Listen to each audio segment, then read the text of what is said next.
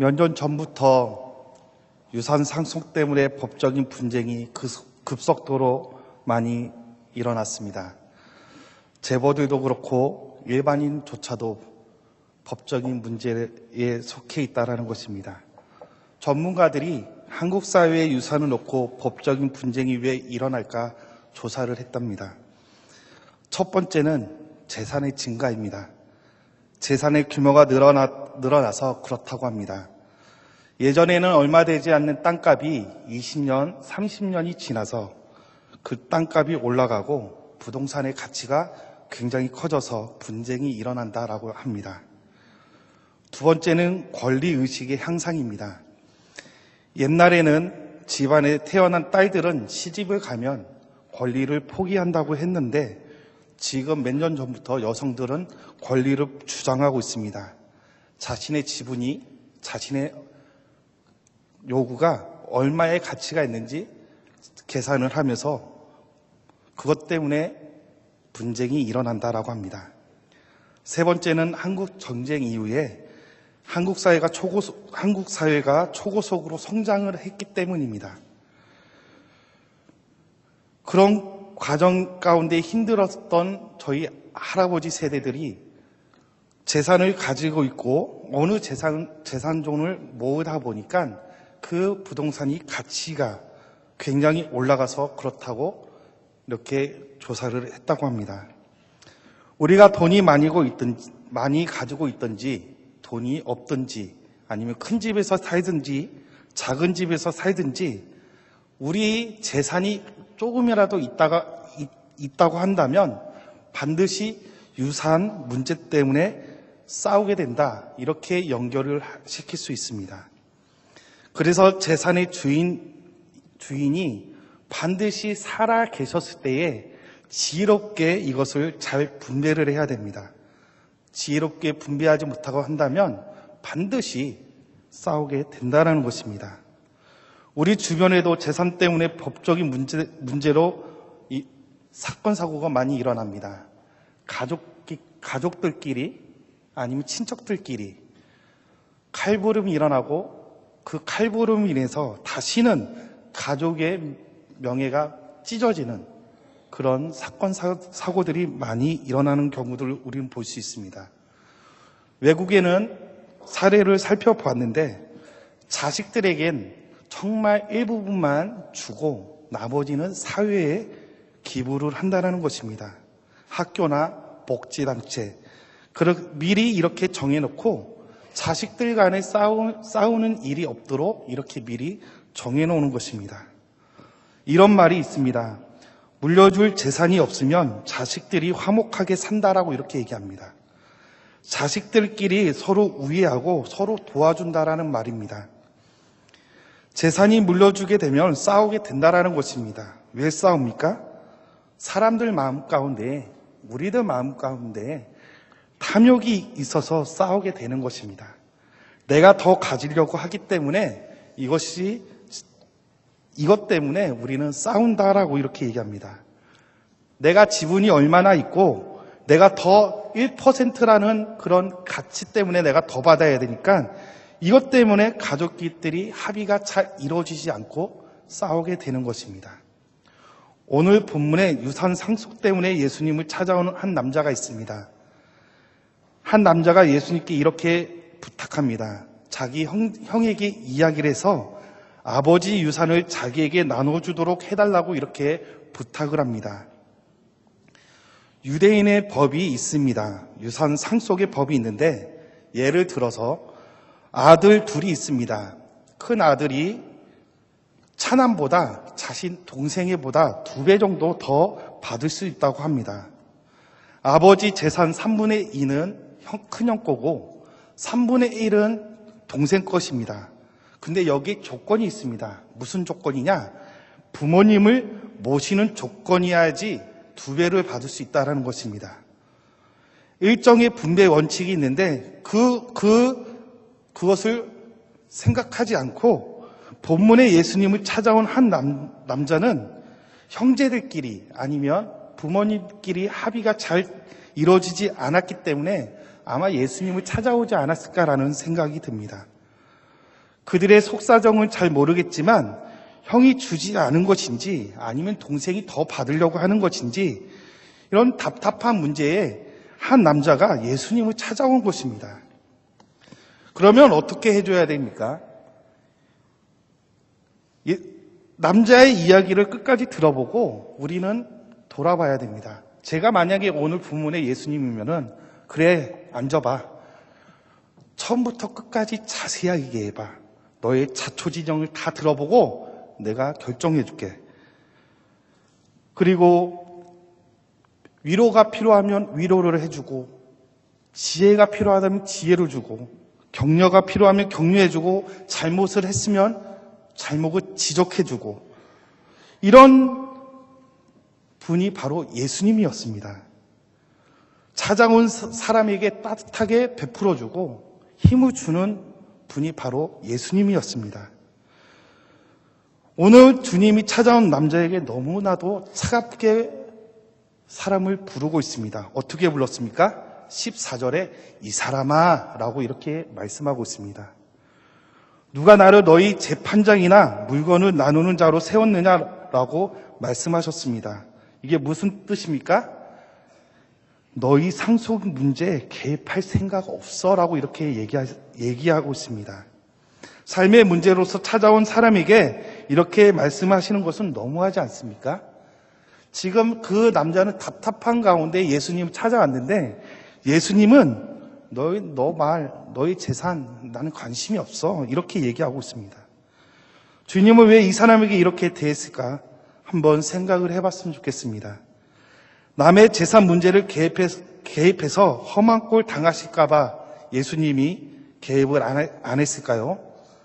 아니면 사역이 바쁘고 피곤하고 스트레스 많고 이런 데까지 하나 더 생기시니까 피하시는 것일까요? 아니면 법적인 지식이 부족해서 피하신 걸까요? 아닙니다. 예수님이 이 남자에게 이렇게 모습을 보이는 말은 오늘 15절에 이렇게 얘기하고 있습니다. 그들에게 이르시되 삼가 모든 탐심을 물리치라. 사람의 생명이 그 소유에 넉넉한 데 있지 아니하리라 하시고 이렇게 말씀하고 있습니다. 한 남자에게 말씀한 것이 아니라 지금 그 주변에 있는 사람 또 예수님을 따랐던 제자들 지금 오늘 우리에게 이렇게 주님이 말씀하십니다. 탐심 때문이다 라고 말씀하십니다. 유산 상속을 가지고 있는 이 남자에게 그의 내면에 탐심이 가득 차 있었다라고 말합니다. 겉으로는 공정하게 분배를 말하고 있지만 그 내면에는 탐심이 있다라고 이렇게 얘기합니다. 주님께서 이 한 사람의 문제를 가지고 모든 우리들에게 지금 교훈을 말씀하고 계시고 있습니다. 그리고 이어서 바로 이 이야기가 나옵니다. 이 비유입니다. 우리가 잘 알고 있는 어리석은 부자입니다. 한 부자가 있는데 농사를 지어서 예상 밖의 큰 수확을 했습니다. 보통 우리가 1년 동안 농사를 지어서 쌀 300가마니를 수확한다고 우리가 한번 가정을 해봤으면 좋겠습니다. 그런데 그 해에 500가마니가 수확이 됐고 600가마니가 나왔다 이렇게 얘기를 하면 완전히 대박입니다. 성도님들 쌀 한 가마니가 몇 킬로인지 아십니까? 몇 킬로시죠? 다 어떤 분은 이걸 하고요. 어떤 분은 이렇게 하는데 80킬로입니다. 지금 우리가 이마트 갔는데 가보면 반가마니씩 사는 것이 20킬로, 40킬로짜리가 반가마니입니다. 우리가 한 가마니는 80킬로인데 이것이 가격으로 치게 되면은 무려 얼마냐? 지금 제가 조사를 해봤는데 17만 5천 원에서 18만 5천 원 정도 한답니다. 그 메이커에 따라 만 원씩 왔다 갔다 하는데 300가마지를 수확했다고 한다면 5,400만 원이에요. 그러면 500가마니는 얼마입니까? 9천만 원입니다. 대박이죠. 600가마니 하면 더 대박입니다. 1억이 넘어갑니다. 여러분, 한 해 동안 1억을 벌 수 있습니까? 저희 부모님, 보는 사람 있나요? 저희 부모님도 아시겠지만 소금 장사를 하는데 1억은 못 법니다. 5천만 원 정도 한 해에 일을 해서 그 일당들, 일꾼들에게 월급을 주고 하고 계산을 해보니까 한 6천만 원 정도 번다라고 합니다. 그럼 오늘 이 어리석은 부자는 굉장히 대박난 사건입니다. 이 부자가 이렇게 생각을 합니다. 한 해에 내가 먹고 살고 창고를 보니까 창고가 작네. 이거 모자르면 큰일인데 빨리 가서 내가 창고를 더 큰 것을 지어야지 라고 생각합니다. 그 다음에 스스로 이렇게 얘기합니다. 정말 행복하다. 이렇게 되면 내가 여러 해 동안 농사를 짓지 않아도 나는 배부를 것이다.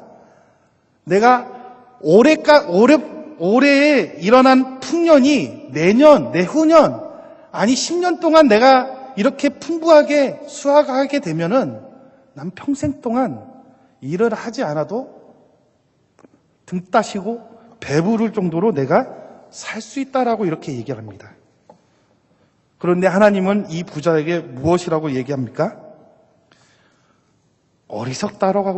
어리석은 부자라고 이렇게 얘기합니다. 어리석다.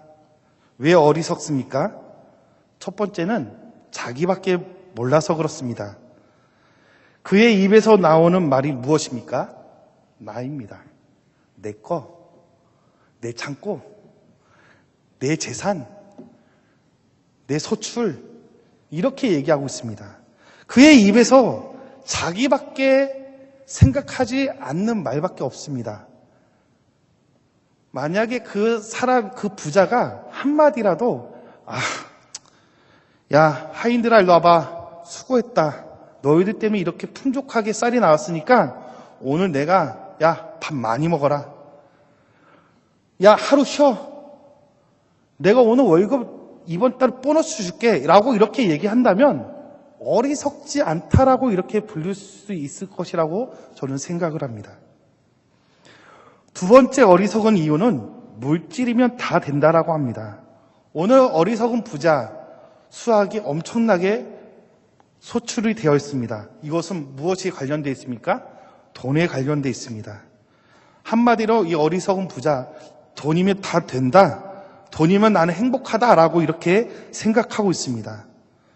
부자의 행복은 어디서 나옵니까? 다 돈에 있다라는 것입니다. 돈 때문에 행복하고 돈 때문에 내가 모든 것을 가졌다라고 이렇게 얘기합니다.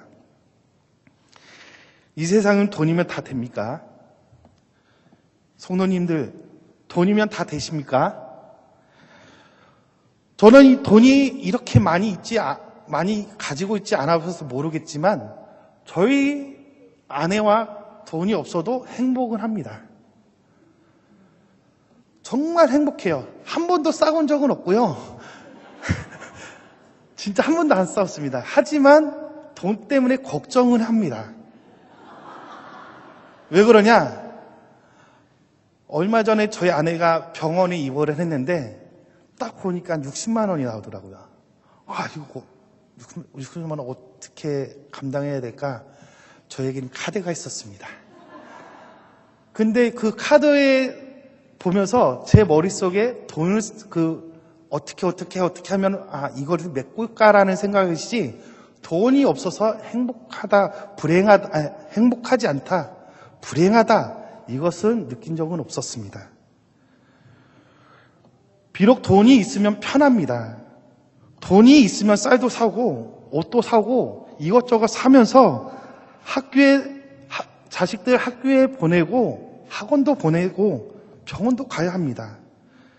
하지만 돈은 필요합니다. 그런데 우리의 인생이 잘 되는 것입니까?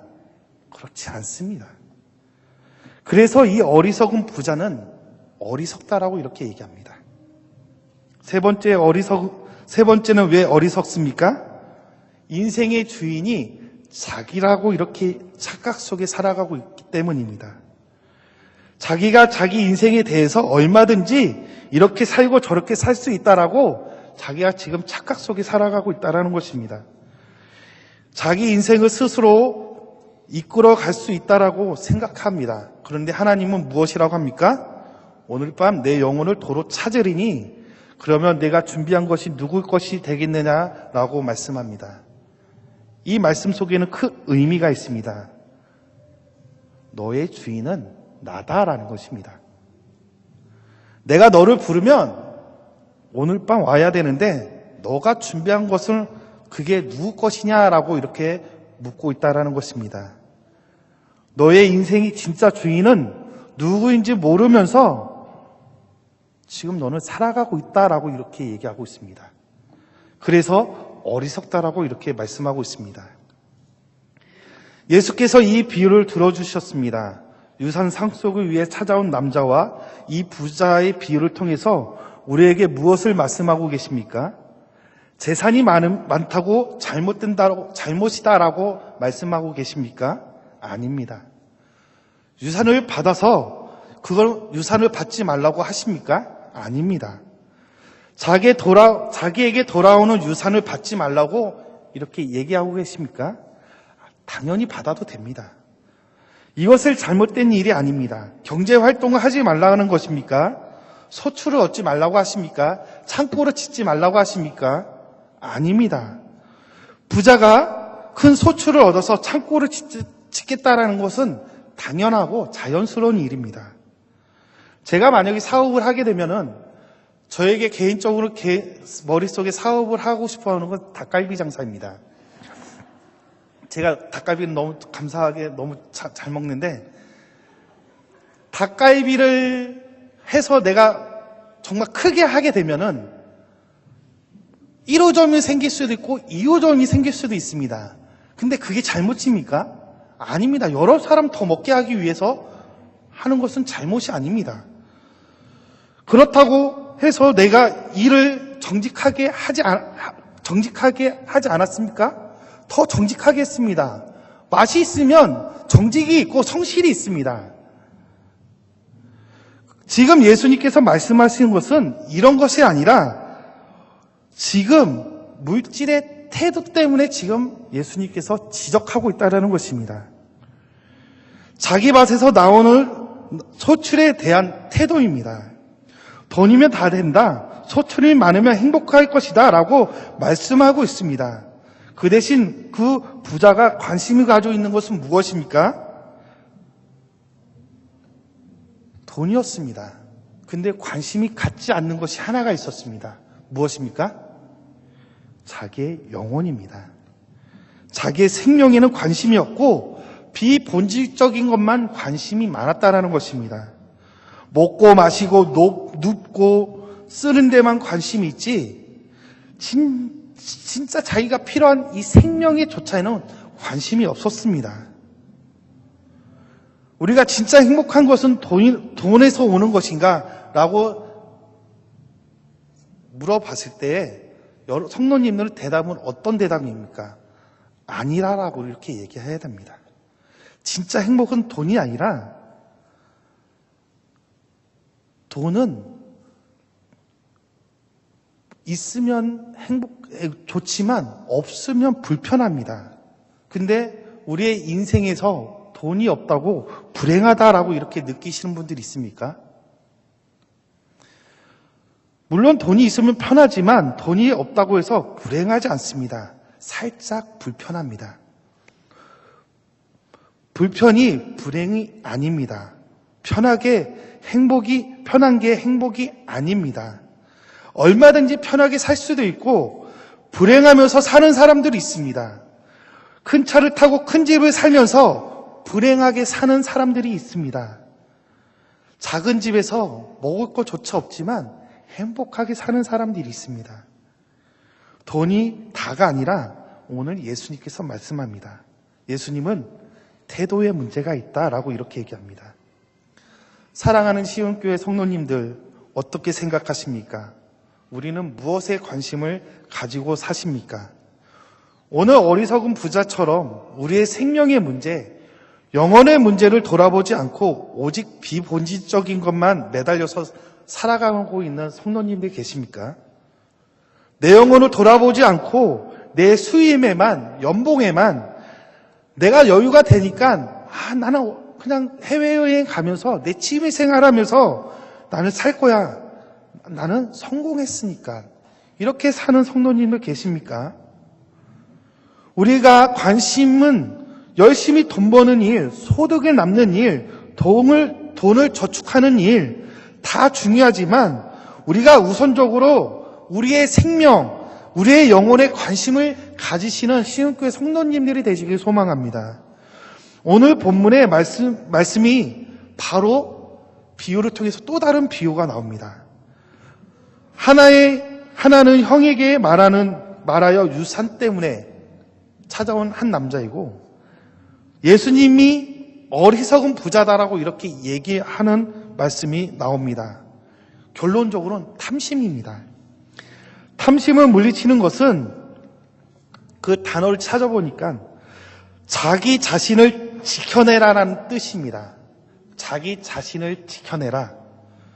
자기 스스로 탐욕의 사람이 되지 않게 하라는 것입니다. 어떻게 하면 탐욕의 사람입니까? 내 자신만, 자기만 알면 탐욕의 사람이라고 이렇게 말씀합니다. 나만 알고, 나만 배부르고, 나만 먹는 사람이 탐욕의 사람이라고 이렇게 얘기합니다. 그러면 어떻게 하면 탐심을 이길 수 있습니까?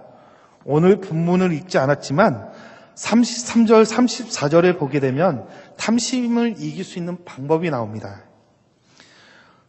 너희 소유를 팔아 구지하여 낡아지지 아니하는 배낭을 만들라. 곧 하늘에 둔바 다함이 없는 보물이니 거기에는 도둑도 가까이 하는 일이 없고 좀도 먹는 일이 없느니라. 너의 보물이 있는 곳에는 너의 마음도 있느니라. 이렇게 말씀하고 있습니다. 33절, 34절에 탐심이 이겨낼 수 있는 것은 무엇입니까? 구제하라는 것입니다. 가난한 자를 도우라라고 이렇게 얘기합니다. 나만 생각하지 않고 내 이웃들을 보고 내 이웃들을 돌아봤을 때 이것을 탐심이 사라진다, 이겨낼 수 있다라는 것입니다. 탐심을 물리치는 좋은 방법은, 나를 지키는 좋은 방법은 구제입니다. 온두라스 티 구제하시기 바랍니다. 저는 또 한 가지 더 부탁하겠습니다. 여러분들 시간을 구제하시기 바랍니다. 누구에게 구제합니까? 어린아이들, 다음 세대들의